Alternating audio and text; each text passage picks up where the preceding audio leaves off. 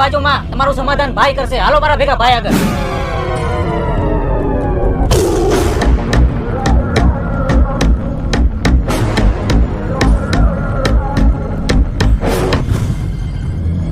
ભાઈ આ બે માં બાંધતા હતા, આનું સમાધાન કરો.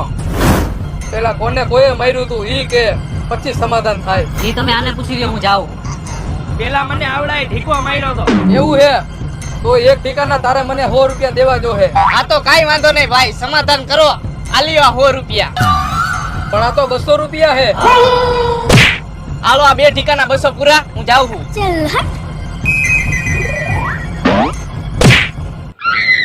હાલે આ બાજુ આવતો રે.